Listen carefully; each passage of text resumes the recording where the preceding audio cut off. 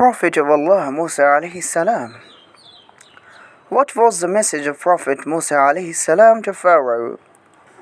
The story of Pharaoh and Prophet Musa alayhi salam and their confrontation is among the most powerful and repeatedly emphasized narratives in the Qur'an.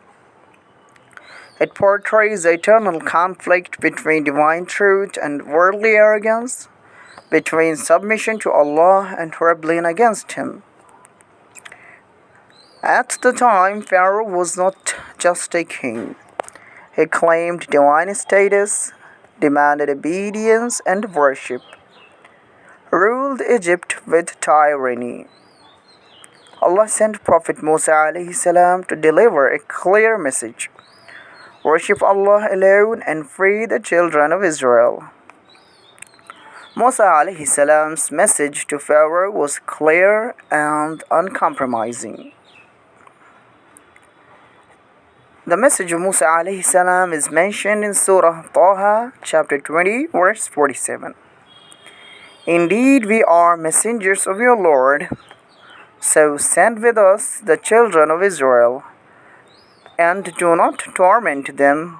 Verily, we have come to you with a sign from your Lord, and peace will be upon those who follow guidance. Musa alayhi salam demanded belief in one Allah, the liberation of the children of Israel, abandoning arrogance, oppression, and disbelief. In Surah Taha, chapter 20, verse 43 to 44, the command of Allah to Musa alayhi salam is mentioned.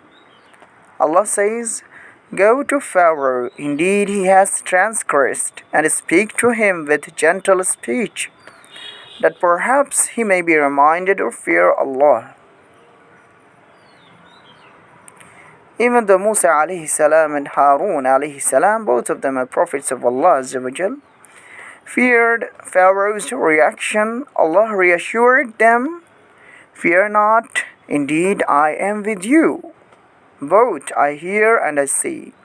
It is in Surah Taha, chapter 20, verse 46. To support his divine message, Allah granted Musa alayhi salam clear signs and miracles, the most famous being his staff turning into a serpent. It is mentioned in Surah Al-A'raf, chapter 7, 107, his staff. So he threw it down, and thereupon it was a serpent manifest. Another miracle, his hand shining with light. In Surah Al-A'raf, chapter 7, verse 108. And he drew out his hand, and behold, it was white, radiant for the observers. These miracles were shown repeatedly before Pharaoh and his court. Then he threw his staff. Again in Surah Al-Shu'ara it says, chapter 26, verse 32 to 33. Then he threw his staff, and behold, it was a serpent manifest. And he drew out his hand, and behold, it was white for the observers. Yet Pharaoh and his people accused him of sorcery and denied the truth. It is significant that long before Prophet Musa alayhi salam, another prophet, Yusuf alayhi salam, had also lived in Egypt and risen to high rank. He had taught Tawheed and left behind a legacy of righteousness. And indeed, Yusuf had come to you before with clear proofs, but you continued to doubt what he brought to you. In Surah Al-Ghafir, chapter 40, verse 34. Despite having this history and example, Pharaoh's generation still rejected the truth, showing how arrogance can blind entire nations. Rather than submit, Pharaoh responded with mockery and pride. It says in Surah Al-Qasas, chapter 28, verse 38, "O people, I know not that you have a God other than me." And he declared before all, "I am your Lord, the Most High." In Surah Nazi'at, chapter 9, verse 24. This was not just defiance, it was a claim of divine supremacy rooted in deep arrogance. Even after witnessing miracles and signs, Pharaoh persisted in rebellion. It says in Surah Nazi'at, chapter 79, verse 20 to 24, "And he showed him the greatest sign, but Pharaoh denied and disobeyed. Then he turned away hastily, and he gathered his people and called out, 'I am your most exalted Lord.' When Pharaoh pursued the Israelites to the sea, his destruction came swiftly. It says in Surah Yunus, chapter 10, verse 90, "And we took the children of Israel across the sea, and Pharaoh and his soldiers pursued them in tyranny and enmity, until when drowning overtook him. He said, 'I believe that there is no deity except that in whom the children of Israel believe, and I am of the Muslims.' But Allah rejected this last breath belief.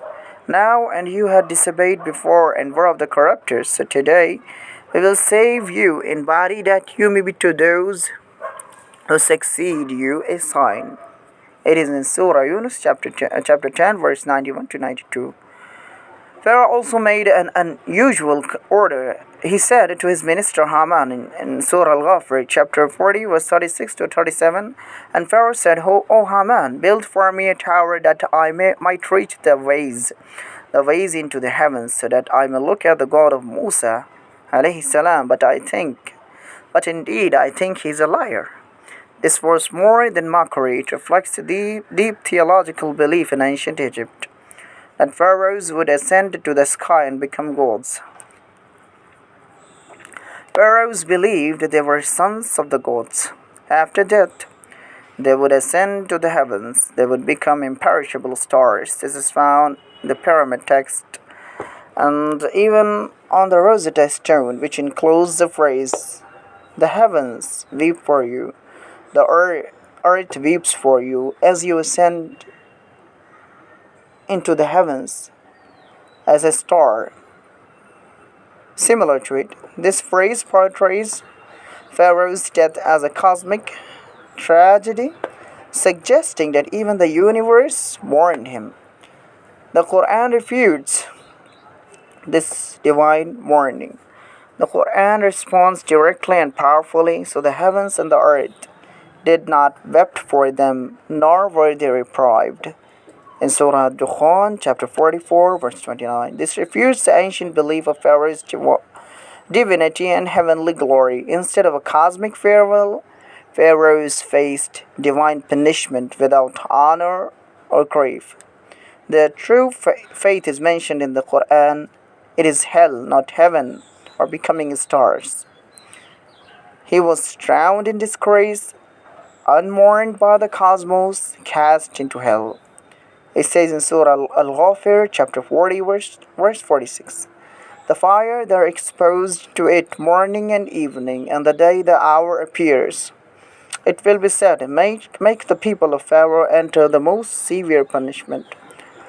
What this story teaches us, the Quran refutes false historical beliefs with divine truth.